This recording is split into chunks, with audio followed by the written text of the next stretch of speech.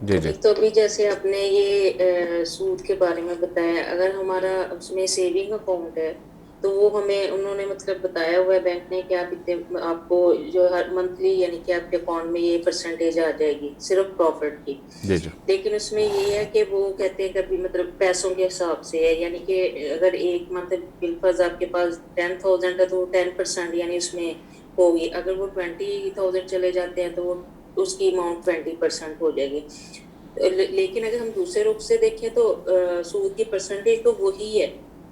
مطلب صرف رقم بڑھ گئی تو پرسنٹیج بڑھ گئی اور کم ہو گئی، تو آیا کہ وہ اکاؤنٹ ہمارا ہم لوگ کھلوا سکتے ہیں، صحیح ہے یا نہیں؟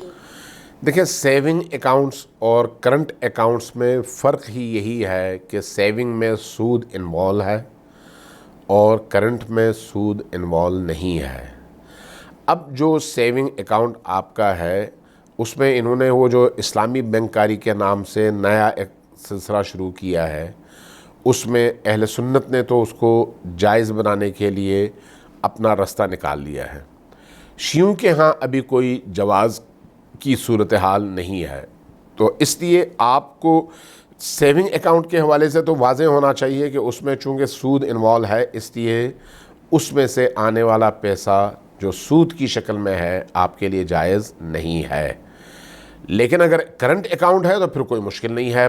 پیسے رکھوانے اور نکلوانے میں۔ تو اب اگر اس میں مزید کسی طرح کا کوئی سوال ہے تو پہلے آپ بینک والے سے دریافت کریں کہ یہ جو سود کا سسٹم آپ کا ہے وہ کس طرح کا ہے، پھر اس کو سوال کی صورت میں اپنے مرجع تقلید کو بھیجیں اور ان سے اس کا جواب مانگیں، چونکہ یہ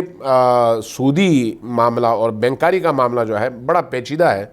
پیچیدہ ہونے کی وجہ سے بعض اختلافات اس میں ہیں، تو اس لیے میں اگر کوئی بات کروں تو ہو سکتا ہے آپ کا فقیہ اور آپ کا مجتہد کوئی اور بات کرے، تو پھر اس سے جو ہے کنفلکٹ پیدا ہوگا۔ تو اس لیے جو ہے اس سے بچنے کے لیے رستہ یہ ہے کہ آپ اپنا مسئلہ پہلے واضح کریں، اس کو لکھیں، لکھ کے اپنے مرجع تقلید کی ویب سائٹ پہ ڈال دیں۔ آپ کو 1-2 دن میں انشاءاللہ تعالی جواب مل جائے گا اور آپ سیٹسفائی بھی ہو جائیں گی اور بری الذمہ بھی ہو جائیں گی۔